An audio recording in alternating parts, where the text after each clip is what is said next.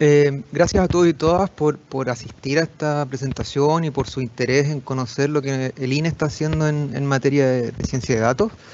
Em, y bueno, la presentación que voy a hacer intenta contarles un poco en qué hemos avanzado en estos temas en los últimos años. Y me gustaría mostrar algunos ejemplos prácticos de algunas implementaciones. Y bueno, quisiera comenzar contando un poco el contexto, el mundo por el cual nuestro INE navega. Y este mundo es un mundo lleno de datos. Acá ustedes van a reconocer algunos logos, bueno, Twitter o ahora X, YouTube, Netflix, Instagram, etcétera, que son servicios que nosotros usamos todos los días y que están generando constantemente datos. Em, y dentro de este mar de datos, el INE es una gotita, diría yo. Los datos que producen estas empresas ya no se miden en gigabytes ni terabytes, se pueden medir en petabytes o incluso exabytes. Entonces, el punto que quiero hacer acá es que el mundo está lleno de datos y esto es una diferencia crucial, fundamental respecto de lo que uno podía pensar, por ejemplo, hace 30 años atrás. Si uno quería conocer cuáles eran las características de un país, su ingreso, las características de la sociedad, uno pensaba automáticamente en la Oficina Nacional de Estadística, en nuestro caso el INE. Sin embargo, hoy en día las empresas parecen tener muchos más datos. Por supuesto, los datos del INE tienen una característica muy especial y voy a hablar sobre eso. Pero los datos ahora están distribuidos a lo largo de muchas empresas. Ahora, uno podría pensar, bueno, estas empresas de tecnología son gigantes, operan a través de todo el mundo y quizás no tienen mucho que ver con el contexto chileno.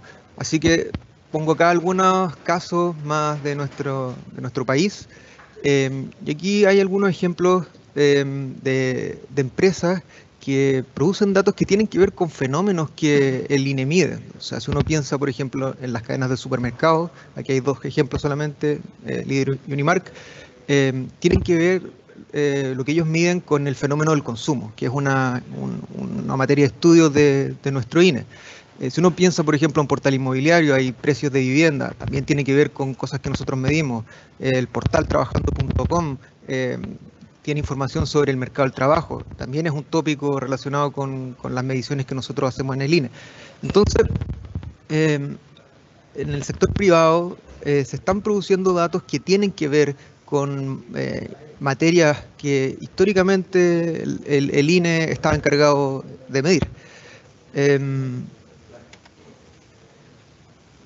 Otra novedad en el contexto mundial es el uso de la inteligencia artificial. O sea, aquí puse algunos ejemplos de grandes modelos de lenguaje. Seguramente ustedes han usado más de alguno de estos. Y bueno, esto está instalado ya en el mercado del trabajo. De hecho, diría yo que no usar estas herramientas implica perder competitividad. Entonces, eh, en todos los rubros se está usando la inteligencia artificial para trabajar.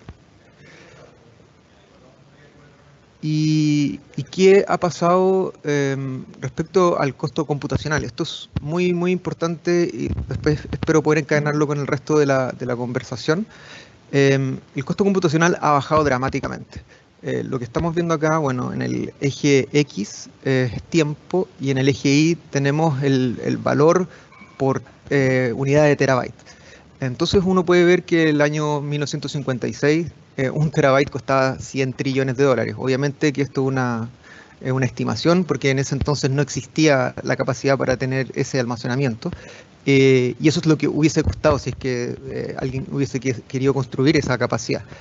Pero lo relevante acá es que el costo ha ido bajando tanto en memoria RAM, como en disco, en almacenamiento.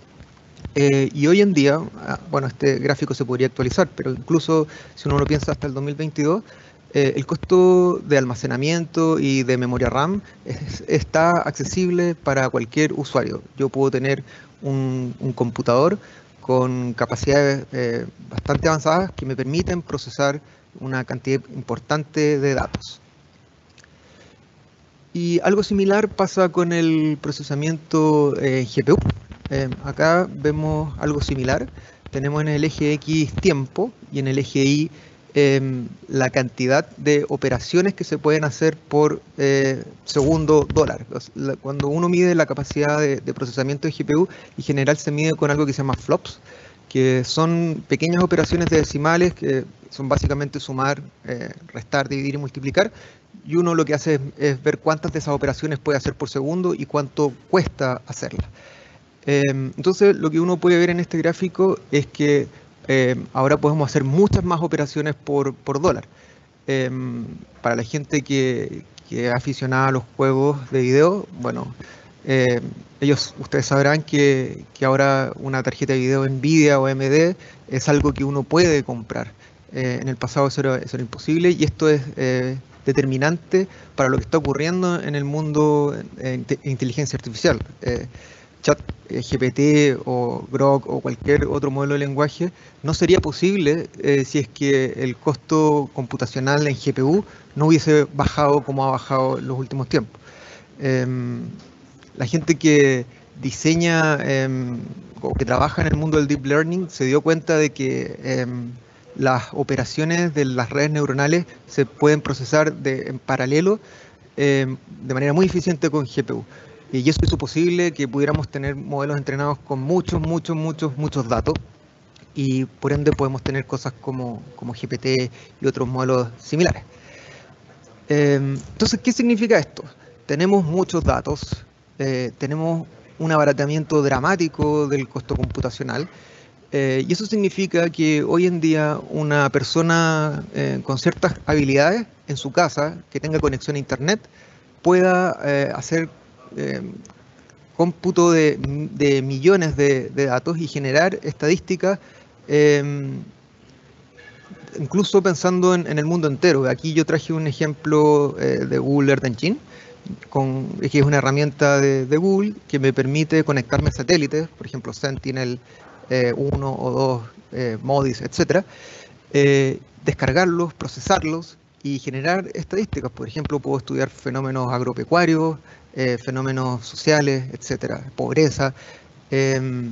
Y lo único que necesito es mi computador, conexión a Internet y, por supuesto, conocimiento, que es lo más importante y posiblemente lo más difícil de conseguir hoy en día.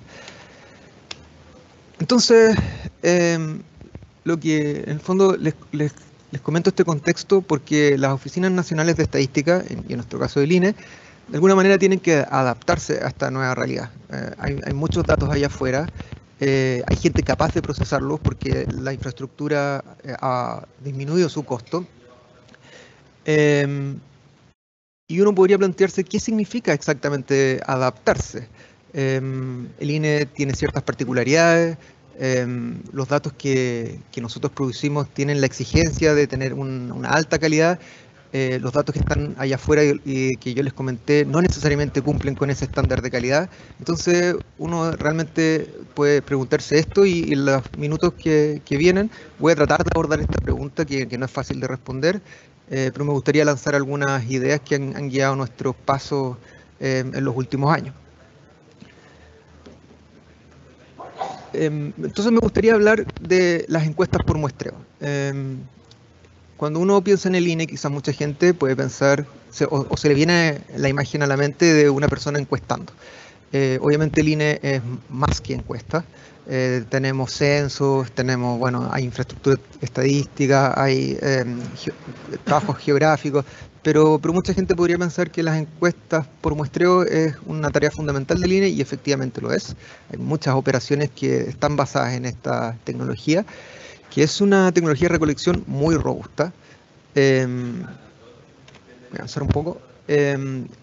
Está basada en teoría estadística sólida, o sea, nosotros sabemos mucho sobre áreas pequeñas, sobre muestreos, postestratificación, imputación, sabemos cómo hacer corrección por no respuesta, y en el INE hay profesionales muy preparados para usar esta teoría, para construir encuestas y generar datos que son confiables. Entonces nosotros sabemos cómo hacer encuestas, sabemos qué cosas funcionan, qué cosas no funcionan, sabemos cómo corregir problemas cuando ocurren, pero las encuestas tienen una limitación. O sea, tienen muchas bondades, nos permiten conocer aspectos de la realidad que de otra manera sería muy difícil conocerlo, pero la limitación es que son costosas. ¿Y eso qué implica? Que no se pueden hacer todo el tiempo. O sea, yo no puedo hacer una CACEN todos los meses. A mí me gustaría tener datos de ingreso de los hogares todos los meses, pero lamentablemente es un costo que el país no se puede permitir. Entonces hacemos CACEN cada 2 o 3 años. Entonces, eso por un lado. Y por otro, dado que son costosas, no pueden ser representativas a cualquier nivel. Yo quisiera poder hacer desagregaciones comunales a veces o a niveles aún más bajos, pero eso implica generar muestras más grandes y por ende el costo aumenta. Entonces no puedo tener representatividad a todos los niveles. Entonces les planteo esto porque la ciencia de datos de alguna manera puede apoyar a las encuestas por muestreo y de alguna manera intentar solucionar estas limitaciones que tienen que ver con el costo de las operaciones de encuestas por muestreo. Y traje un ejemplo, bueno, traje 2 ejemplos que no son de Chile, después voy a contarles un poco sobre Chile, pero quise traer estos ejemplos porque de alguna manera grafican muy bien esta fusión entre los viejos métodos que ya les comenté y las técnicas nuevas de la ciencia de datos. Porque es importante unir ambos mundos, porque nosotros no podemos renunciar a la potencia que tienen las encuestas por muestreo y en realidad hay muchas cosas que nunca vamos a poder conocer si es que no hacemos encuestas por muestreo. Entonces, el objetivo o el enfoque de esta presentación es intentar unir ambos mundos. Entonces, el año 2015, unos académicos en Ruanda hicieron un experimento y lo que tenían ellos era una muestra de una encuesta que tenía solamente 850 observaciones, que era una encuesta relacionada con salud y una encuesta con alto estándar hecha por el equivalente al INE de Ruanda. Entonces, ellos podían confiar en que la estimación que salía de ahí era insesgada y tenía variancia mínima y, bueno, cumplía las propiedades de los estimadores que nosotros siempre queremos tener. Y bueno, con esta muestra de 850 personas, el problema es justamente lo que les decía hace un momento. Era imposible tener la desagregación que yo quisiera. Ellos podían tener desagregaciones a estos niveles más grandes que están marcados acá. Yo no sé si se alcanza a ver mi flechita, pero no podían llegar a un nivel más bajo. Y bueno, en esa encuesta ellos consultaban cosas sobre la característica de la vivienda y con esa información se construyó un índice de bienestar material que era un proxy de riqueza. Y adicionalmente ellos tenían datos telefónicos, o sea, sabían cuál era el flujo que tenían los teléfonos de los hogares que habían entrevistado. Entonces ellos dijeron, es posible que los datos de teléfono tengan algo que ver con el ingreso en Ruanda. Y esto, bueno, es una particularidad de ese país, que dado que tiene un ingreso más bajo, el acceso a la telefonía está restringido a ciertos grupos de la población. Entonces, si yo tengo dinero, puedo tener teléfono y entonces los datos de telefonía eran un buen proxy de ingreso. Y entonces dijeron, bueno, tenemos datos de la encuesta que son confiables, podemos hacer un modelo, podemos decir que el ingreso depende de los datos de telefonía, y una vez que yo tengo ese modelo, puedo hacer predicciones para otros datos, o sea, otros hogares para los cuales no tengo ingresos, porque ellos tenían los datos de telefonía para cerca de 1 millón y tanto de hogares. Y los resultados a los que llegaron fueron bien interesantes. Acá estamos viendo una comparación en el lado izquierdo. Tenemos los datos que provienen de la estimación que ellos hicieron a partir de este modelo de Machine Learning, y en el lado derecho tenemos los datos reales. Ellos llegaron a la conclusión de que los valores eran muy cercanos, al menos cuando uno lo mira acá en el gráfico, los colores se ven parecidos. Entonces, enhorabuena porque con un costo mucho más bajo que haber hecho una encuesta para todo el país, podemos tener datos para poblaciones a las cuales era imposible acceder con una encuesta, por justamente lo que les mencionaba del costo que tiene hacer una operación de este tipo. Y adicionalmente, ellos tenían datos de telefonía constantemente. Entonces, además de poder llegar a un nivel de desagregación más bajo, podían tener una mayor actualización. Entonces, ese es un ejemplo que de alguna manera mezcla el mundo del Machine Learning, porque hay un modelo, usó datos que originalmente no estaban pensados para este tipo de uso, y se adaptó usando los métodos que funcionan bien, que son los de encuestas por muestreo. Y un segundo ejemplo que me gustaría mostrar es un experimento que hizo el Banco Mundial en México. Entonces, ellos parten revisando literatura como la que les acabo de mostrar, de Ruanda, y ellos dicen, bueno, hay gente que ha modelado variables como ingreso, como consumo u otros, y han hecho predicciones sobre lugares donde no tengo esa información. Pero lo que ellos querían hacer era también tener en consideración la varianza. Que en el mundo de las oficinas de estadística hay algo que se llama estimación en áreas pequeñas, y que básicamente lo que intenta es construir indicadores a niveles de desagregación más bajos, pero sin aumentar demasiado la varianza. ¿Por qué? Porque bueno, nosotros a partir de una encuesta podemos tener estimadores insesgados, bajando la desagregación, pero la varianza aumenta mucho y tenemos intervalos de confianza muy grandes, y entonces SAE lo que intenta es disminuir esos intervalos de confianza para generar datos que sean útiles para la toma de decisiones. Entonces, ¿qué es lo que hicieron ellos? Usaron datos satelitales y dijeron, vamos a predecir la pobreza que estaba medida con una encuesta con datos satelitales. Entonces entrenaron un modelo de redes neuronales. Aquí hay un ejemplo del tipo de datos que usaron.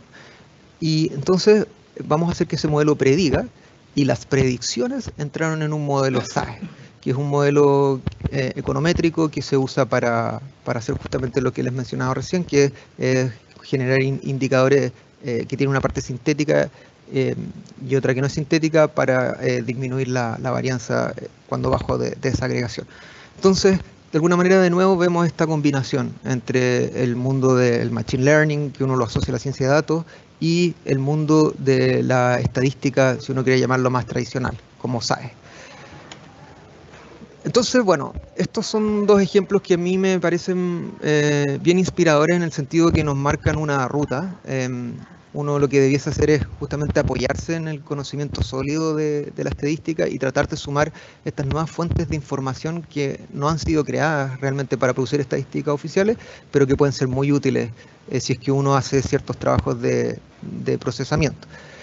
Entonces, bueno, el escenario para nosotros es que el INE genera datos de alta calidad y la ciencia de datos nos permite potenciar la oferta estadística. Y este es un camino que recién estamos comenzando, que en realidad no es tan sencillo, pero de todas maneras les voy a contar algunas experiencias que hemos tenido. Y que de alguna manera siguen este principio que he estado tratando de transmitir, de combinar lo viejo con lo nuevo. Y un primer ejemplo que les quiero mostrar, que quizás puede ser el más conocido, es la codificación automática. Yo puse acá de ocupación, pero en realidad esto puede extenderse a otro tipo de cosas, porque actividad económica podría ser otro ejemplo, o victimización podría ser otro ejemplo. Pero el punto es que nuestras encuestas recolectan información que está escrita como lenguaje natural. En este caso nosotros le preguntamos a las personas cuál es su oficio, labor o ocupación, y en este caso, bueno, una persona dijo que era analista socioeconómico, y después le preguntamos cuáles son sus tareas, y esta persona nos dice que sus tareas es procesar y analizar datos de encuesta. Entonces, para que esto sea utilizable desde el punto de vista estadístico, yo tengo que asignarle un código que proviene de un clasificador que se llama CUO. Y esto, bueno, siempre o históricamente se ha hecho de manera manual, pero desde hace unos 5 años más o menos, o quizás más, 6, el INE ha estado utilizando métodos de codificación automática.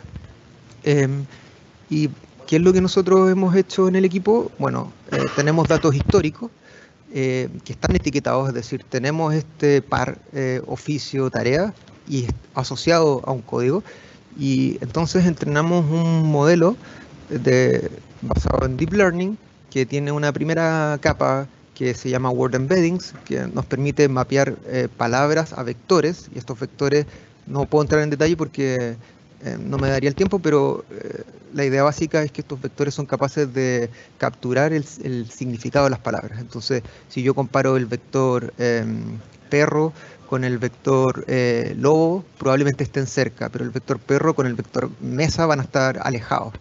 Entonces, con esta primera capa, nosotros ya podemos recoger el significado de las palabras y entregárselo a una arquitectura de red neuronal que se llama GRU, que está escrito acá por Gated Recurrent Unit, que es una arquitectura que ha sido pensada para procesar datos de secuencia, porque el lenguaje humano es una secuencia. Yo no puedo ordenar una oración de cualquier manera, entonces necesito una arquitectura de red neuronal que sea capaz de dar cuenta de esa naturaleza.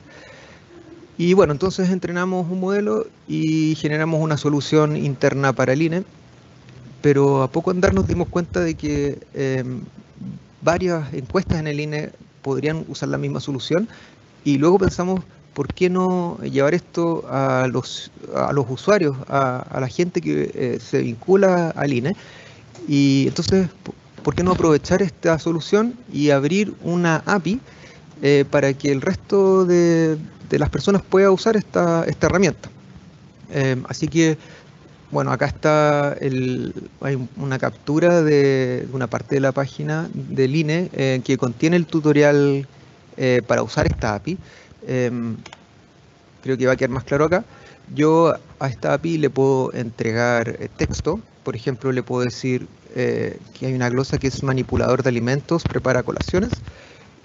Y la API me devuelve el código asociado y puedo entonces conectarme de manera programática o también a través de una interfaz web que es simple pero que me permite entender cómo funciona. Entonces, esta ha sido una primera experiencia interesante porque nos dimos cuenta de que otras instituciones están usando esta herramienta, lo cual nos alegra mucho porque significa que el esfuerzo que hacemos acá para resolver problemas domésticos también puede servirle a más personas.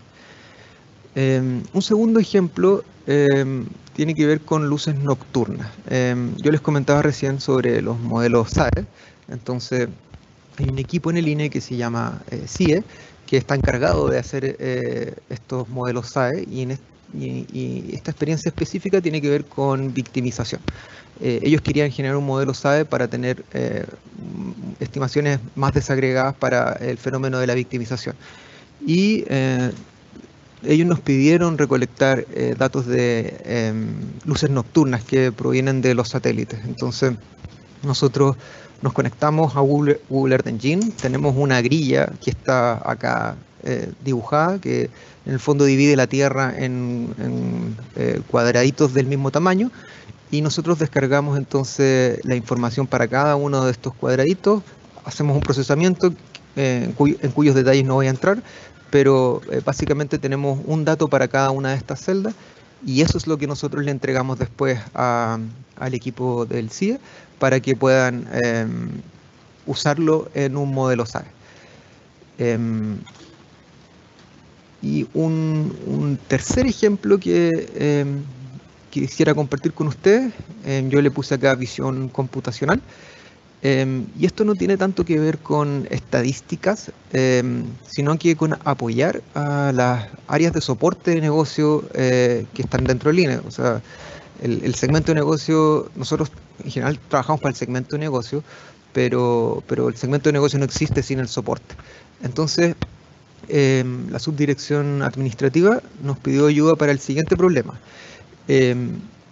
Llegó una instrucción del Consejo para la Transparencia que decía que las instituciones de la administración pública tenían que publicar los informes de cumplimiento del personal a honorarios, que son básicamente cosas como la que estamos viendo acá. Es un documento que tiene información personal y tiene datos sobre las tareas que las personas desarrollan mes a mes. El problema era que aquí hay información personal. Está el RUN, está la firma del coordinador del convenio y del prestador de servicio. Entonces, para poder cumplir con el mandato del Consejo para la Transparencia, era necesario censurar esta información. Y el primer enfoque fue hacerlo de manera manual, es decir, ir leyendo cada archivo PDF, poniendo una especie de un rectángulo negro que escondiera esta información, entonces así pudimos cumplir y al mismo tiempo proteger los datos personales. Y bueno, se estima que anonimizar uno de estos documentos manualmente tarda alrededor de 2 minutos. Y acá hay algunos datos de enero del 2024 y junio del 2024 que dan cuenta de cuánto uno se demoraría en hacer esto de manera manual. O sea, en junio de 2024 hubo 1519 de estos documentos que les estoy mostrando acá, y eso más o menos toma 51 horas. Es bastante tiempo, es una semana, más de una semana entera de una persona dedicada solamente a hacer esto. Así que bueno, el equipo de atención ciudadana nos pidió alguna solución automatizada para poder alivianar el trabajo. Y lo que usamos acá fue un modelo que se llama YOLO, que es un modelo de detección de objetos en imágenes naturales, como la que estamos viendo acá. YOLO es un modelo open source que se puede usar de manera gratuita, lo desarrolla una empresa que se llama Ultralytics. Y este modelo ha sido entrenado con muchos datos de imágenes y nos permite hacer cosas como la que está acá. Yo al modelo le puedo decir, muéstrame dónde hay un perro, y el modelo me puede mostrar un rectángulo en el cual está el perro. Bicicleta o camioneta, árbol, etc. Entonces estos modelos funcionan bastante bien para este tipo de tareas. Pero no necesariamente funcionan bien para tareas muy específicas. Entonces lo que uno usualmente hace es algo que se llama fine tuning o ajuste fino. Entonces, a partir de este conocimiento general de visión computacional, uno puede ajustar los últimos parámetros de una red neuronal que es muy profunda, tiene muchas capas, y entregarle datos que tienen que ver con la tarea que uno está realizando, y en nuestro caso era anonimizar informes de cumplimiento. Entonces, no necesito entrenar el modelo entero, sino que solo una parte, y aprovecho el conocimiento que ya tiene. Entonces, lo que uno puede, bueno, si queremos resumir este desarrollo,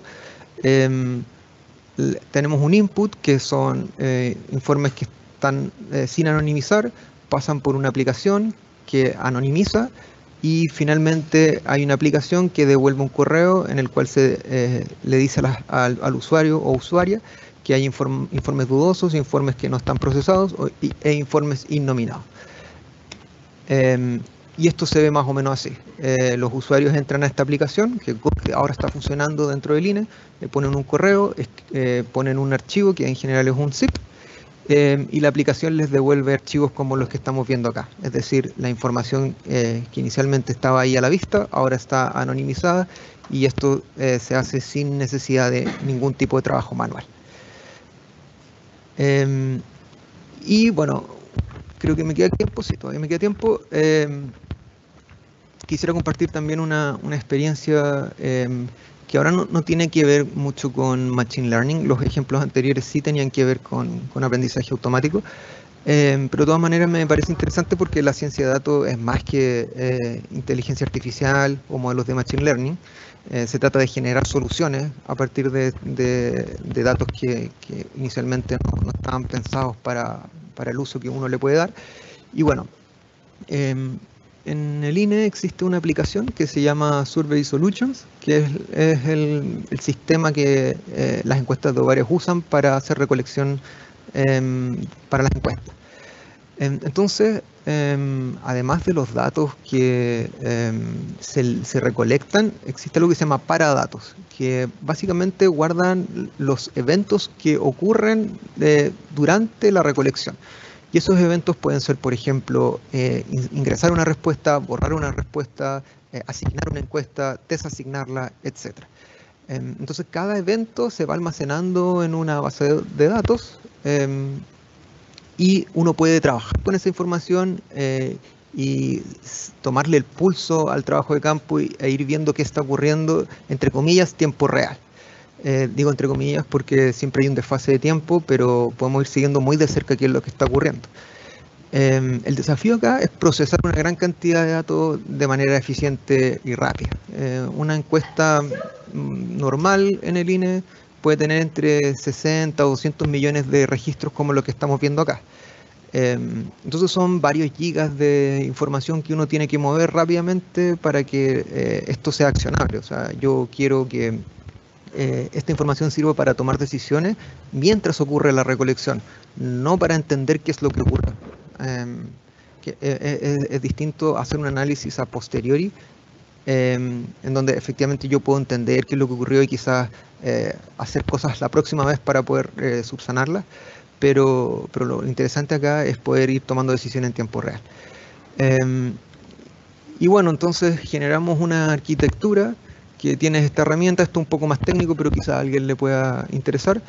Usamos una capa de almacenamiento que se llama Minio, que está basado en un protocolo que se llama S3, que es el mismo que usa AWS, Amazon.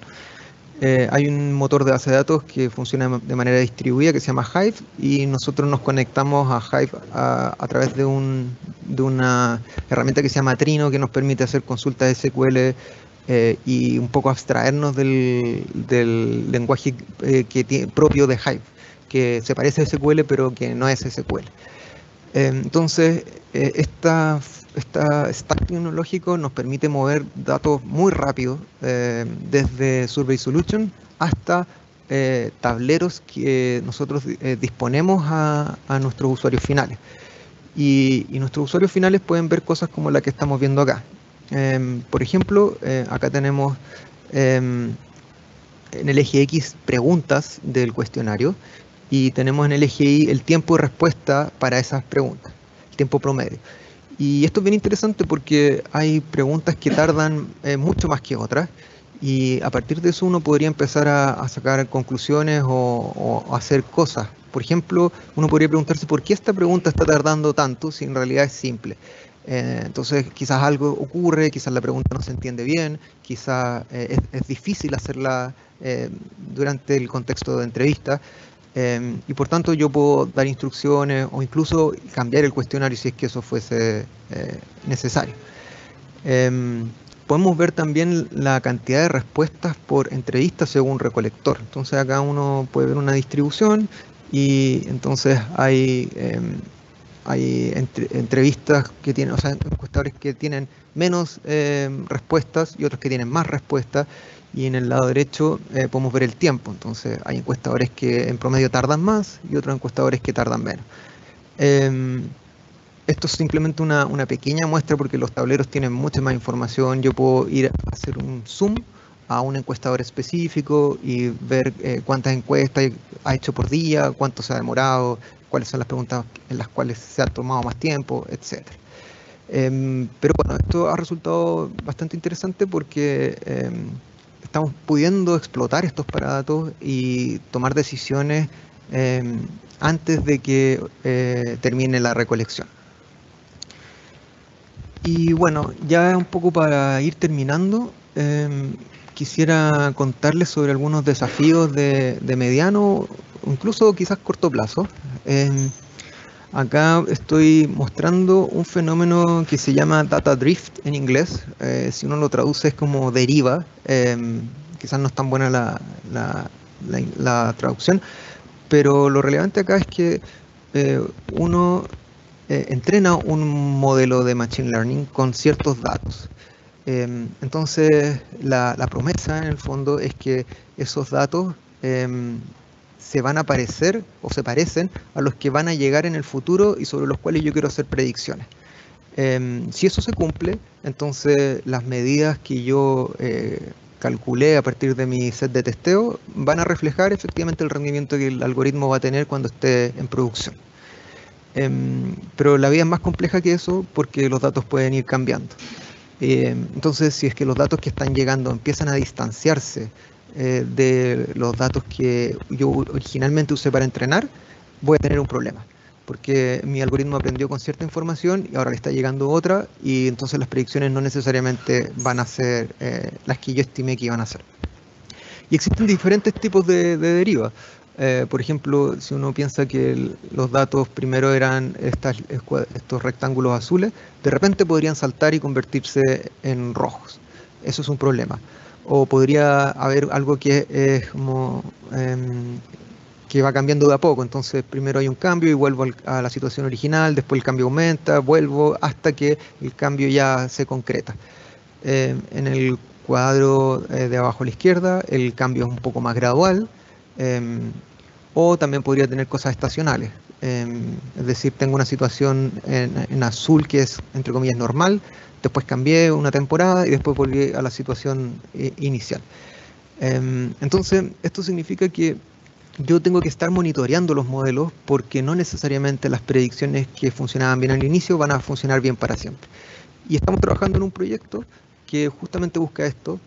A partir de algunas técnicas estamos tratando de monitorear los modelos para detectar en qué momento se produce una deriva, o sea, se produce un cambio en los datos que requieran hacer etiquetado y un nuevo entrenamiento. Entonces eso es algo que está ocurriendo ahora, y un desafío también de mediano plazo que vamos a comenzar a explorar el segundo semestre tiene que ver con los modelos de lenguaje. Yo al inicio les comentaba que todo el mundo usa modelos de lenguaje para trabajar. Ustedes lo pueden conocer como chatbots, y a veces la gente le quiere preguntar cosas que tienen que ver con datos que nosotros mismos producimos.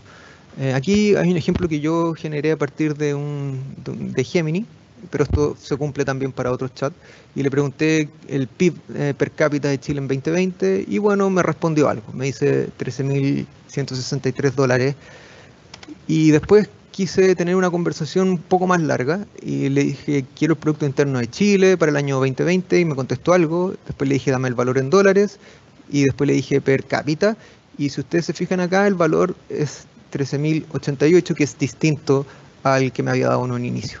Entonces esto es un problema, porque si la gente usa este tipo de herramientas para informarse y para tener datos oficiales, no hay garantías de que lo obtengan a partir de este tipo de chatbots, porque estos modelos han sido entrenados con una gran cantidad de texto, o sea, Wikipedia, Reddit, bueno, y un montón de otras fuentes, pero no necesariamente van a contestar de acuerdo a los datos reales. Entonces surge un concepto que está impulsando también Naciones Unidas, que si uno lo traduce es datos listos para la IA. ¿Qué es lo que uno tendría que hacer entonces? Hay que preparar datos para que estos modelos, estas herramientas basadas en inteligencia artificial, puedan consultar los datos reales. Y entonces si uno lo pone como en un diagrama, lo que se puede construir algo como lo que está acá. Nosotros tenemos una pregunta de un usuario a un LLM, un gran modelo de lenguaje. El modelo de lenguaje puede traducir esa consulta a una query, no necesariamente una query SQL, quizás esto podría ser una API u otra cosa, pero que sea estructurada. Esa query va a una base de datos y luego el modelo responde, pero considerando ese dato real. Y entonces el usuario ahí va a tener el dato efectivamente que ha sido producido por el INE. Obviamente esto requiere tener los datos ordenados, requiere preparar un LLM para que haga una traducción desde una query en lenguaje natural a una query SQL, pero esto se puede hacer y hay experiencias que han demostrado que esto se puede hacer y funciona bastante bien. Bueno, y esta es una exploración que vamos a hacer ahora el segundo semestre. Bien, y ahora al cierre, un poco para terminar la reflexión, me gustaría mencionar que el foco al incorporar la ciencia de datos no necesariamente tiene que ver con automatizar tareas manuales. Puede que sí, pero en realidad lo que a nosotros más nos interesa es mejorar la oferta estadística. Yo les comentaba que algunas fuentes nos permiten actualizar datos con una periodicidad mucho mayor que una encuesta. Eso es algo que puede aportar la ciencia de datos y que no tiene que ver con la automatización de tareas manuales, sino que con abrir nuevos espacios, nuevos datos, nuevas estadísticas. Y bueno, hay un libro que a mí me parece bien inspirador, que se llama Bit by Bit, que es de un autor que trata de hacer esto que yo les comentaba, de adaptar los métodos de encuestas por muestreo y combinarlos con nuevas herramientas. Y él nos dice que la investigación social en la era digital no es solo diferente en grado, es diferente en naturaleza. ¿Y por qué menciono esto? Porque uno podría pensar que la única diferencia entre ayer y hoy es que ahora tenemos más datos. Pero él nos dice que sí, hay más datos, pero la mayor cantidad de datos también implica un cambio en la manera en la que hacemos las cosas. No es simplemente usar las herramientas de siempre con más datos. Ahora sí, la última diapo, porque entiendo que también tiene que quedar un tiempo para las preguntas y respuestas. Nuestro INE es una institución antigua, tiene más de 180 años. Y yo reflexionaba haciendo esta presentación que en algún momento los funcionarios del INE tuvieron que aprender cómo hacer encuestas por muestreo. Las encuestas por muestreo uno a veces piensa que son como que siempre han existido, pero no, es una tecnología que si bien tiene bastantes años, pero para el tiempo del INE es más o menos nueva. Entonces, en ese entonces, la gente que trabajaba acá no sabía que era una encuesta, entonces tuvieron que aprender cómo hacer encuestas, cómo funcionan las muestras, bueno, y ahí toda la refinación que hubo como con diseños más complejos, en 2 etapas, con estratos, etc. Se tuvo que contratar profesionales, estadísticos, etc. Y bueno, hoy en día ya nadie cuestiona, nadie se pregunta cómo hacer una encuesta porque sabemos cómo se hacen, tenemos teoría, tenemos práctica, pero hubo que aprenderlo. No fue algo que resultara automático. Y entonces uno podría pensar que estas herramientas en ciencia de datos son algo similar. Es una tecnología nueva que hay que aprenderla, hay que incorporarla a nuestra caja de herramientas.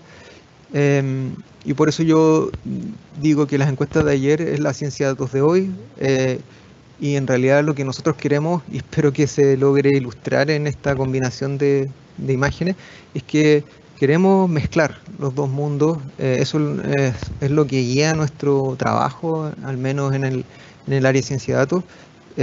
Tomar todo lo bueno de los viejos métodos y incorporar las cosas que nos ofrece la ciencia de datos para ampliar la oferta estadística, mejorarla, potenciarla y entregar mejores productos a nuestros usuarios. Así que eso lo dejo hasta ahí, por si hay preguntas de la gente. Muchas gracias. Así es, Klaus. Abrimos el espacio para las preguntas y respuestas. Te agradecemos esta interesante presentación. Y la primera pregunta dice, ¿qué tipo de profesiones están actualmente trabajando en ciencia de datos?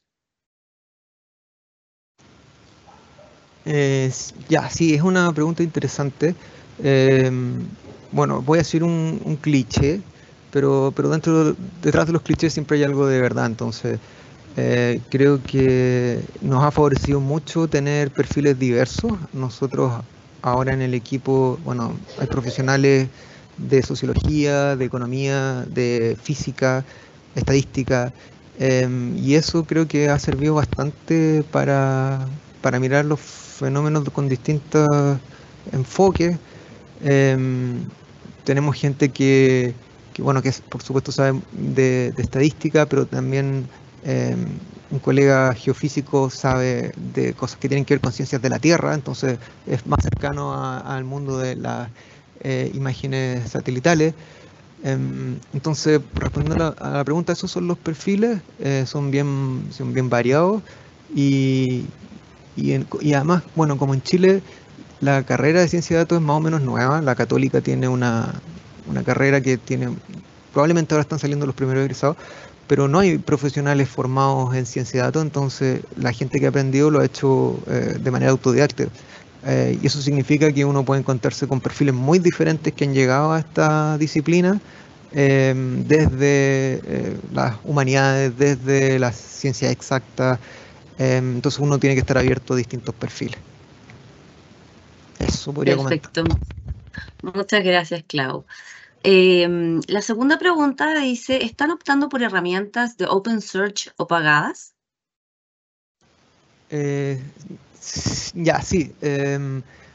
Nosotros siempre optamos por cosas open source, por cosas muy simples que son gratis. Entonces, bueno, voy a volver atrás para mostrar un poco. Ups, déjenme, simplemente quiero mostrar esto. Bueno, estas tres herramientas que están acá son open source, son gratuitas, pero no solo estas, sino que, bueno, Python, R, en general las herramientas de visualización siempre son open source porque no hay en realidad recursos para comprar cosas. Y esto igual es bien relevante porque cuando uno contrata un software privativo, en general tiene soporte. Entonces uno puede acudir a alguien si es que tiene un problema, una empresa que está detrás. En el caso del mundo open source, ese soporte es la comunidad, entonces uno tiene que buscar herramientas que tengan comunidades amplias. Y en estas tres herramientas es efectivamente lo que sucede. O sea, hay mucha gente que usa Minio, mucha gente que usa Hive y Trino, entonces si uno busca en internet va a encontrar información, hay canales en Slack, bueno, las mismas empresas también tienen sus propios canales. Entonces, usamos herramientas open source, no usamos nada, ningún software privativo y en general nuestro enfoque también es producir cosas que sean lo más abiertos posible dentro de la institución. Entonces tenemos nuestros repos, si la gente nos pide código se puede compartir y de alguna manera reproducimos este espíritu de que es mejor abrir que cerrar. Eso contestaría.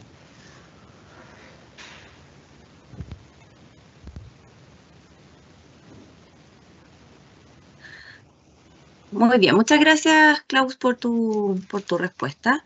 Vamos con la siguiente pregunta. ¿Tienen planificado realizar capacitaciones de ciencia de datos?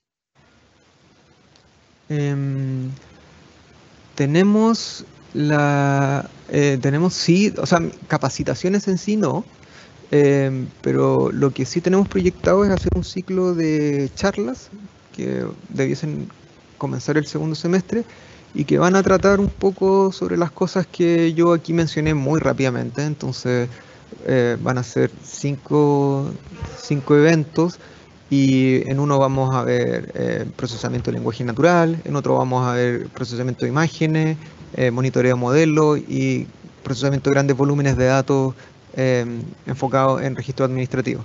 Y esas charlas van a estar abiertas, o sea, las va a poder ver gente del INE y gente que no es del INE. Y nuestra idea ahí es, bueno, entregar primero algunas herramientas. Nos interesa que la gente se vaya con algo para la casa. Quizás no algo como implementable tan rápidamente, pero sí que conozcan qué herramientas se pueden usar para resolver algunos problemas y también transmitir ideas de cómo se pueden aprovechar estas nuevas fuentes de información para producir estadísticas. Entonces, la respuesta sería, así con el nombre de capacitación, exactamente no, pero sí vamos a hacer charlas que van a entregar herramientas que esperamos sean de utilidad para la gente. Perfecto. Seguimos entonces con otra pregunta. ¿Se puede automatizar una buena parte de la producción estadística con la ciencia de datos? Esa sí, es una pregunta que siempre está ahí presente cuando uno habla de estos temas. porque efectivamente hay en el sector privado hay experiencias que buscan usar la ciencia de datos para reemplazar tareas manuales. El enfoque que nosotros hemos tenido acá en realidad no es ese. El enfoque es justamente, no es lo contrario, pero lo que queremos hacer en realidad es ampliar el horizonte de lo que el INE está haciendo actualmente, y eso no necesariamente implica reemplazar trabajo manual.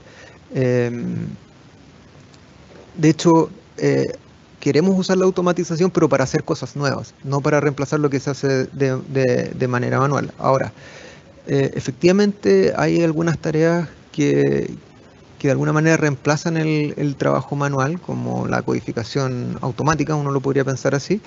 Sin embargo, incluso en esos casos, nosotros siempre recomendamos que se combine una parte manual con una parte automática. Así como poniéndome en el caso concreto de la clasificación de texto, hay registros que son muy difíciles de clasificar para un algoritmo, y nosotros en esos casos recomendamos que sean revisados por personas,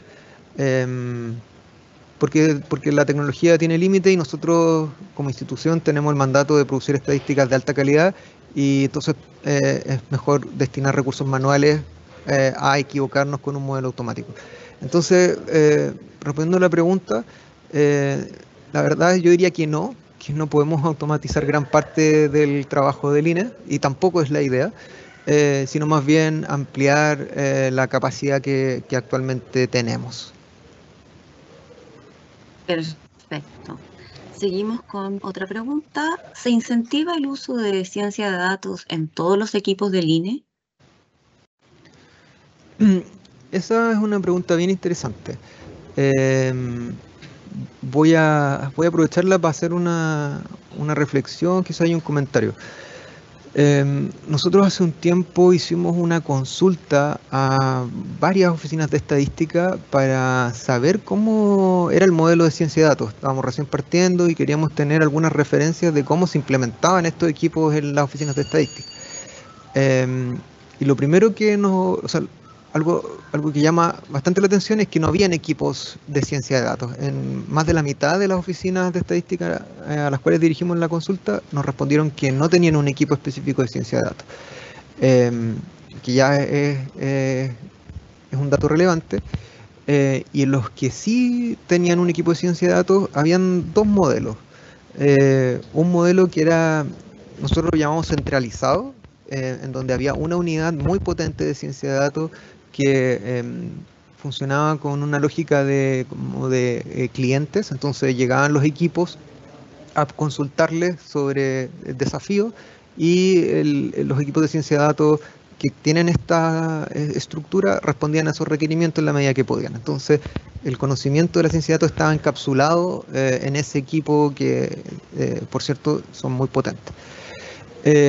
Y había otro modelo que a mí me pareció un poco más interesante, que es un modelo que Canadá describe como un grafo. Entonces yo tengo un nodo central, que es un equipo de ciencia de datos principal, pero asociado a ese nodo principal en el grafo tengo otros nodos secundarios que también producen ciencia de datos.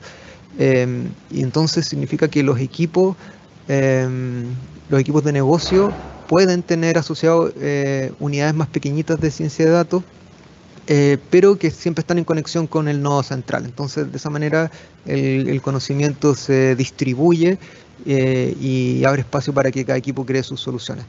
Ahora, ese es el modelo de Canadá, que es una oficina estadística con muchísimos más recursos que la oficina nuestra, porque es más caro tener equipos diseminados. Entonces están esos dos modelos.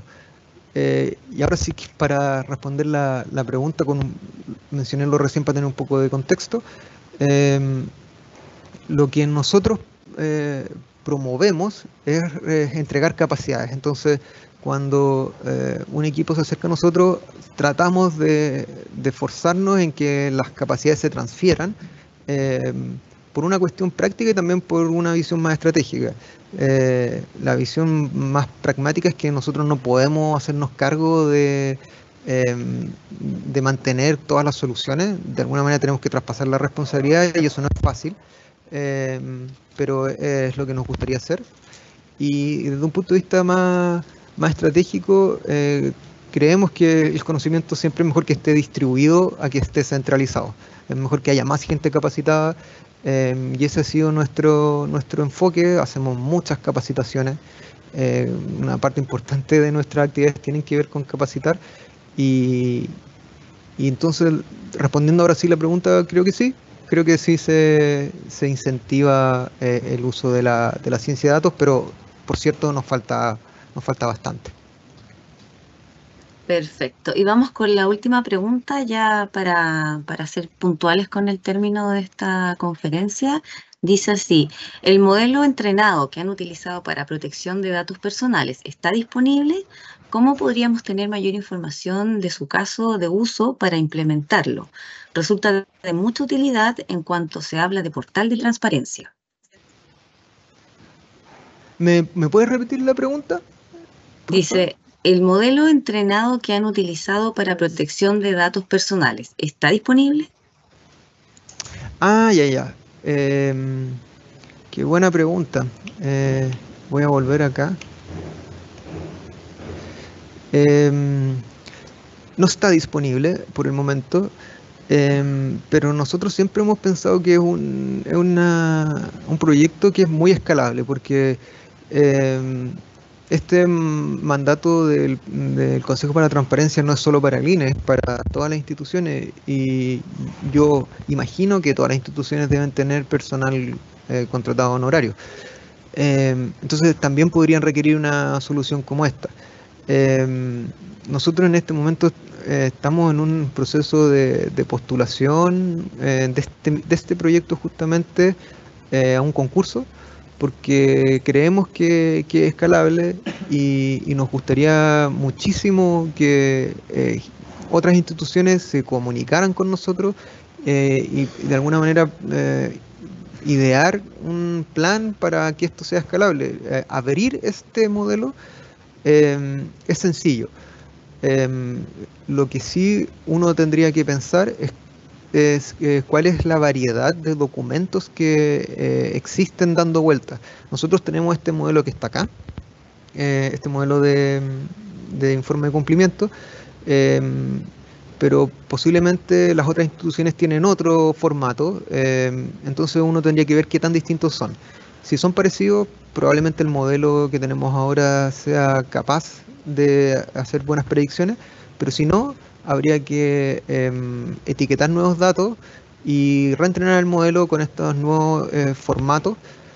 Pero yo creo que es una solución que sí o sí se podría escalar, así que yo hago la invitación a que nos escriban.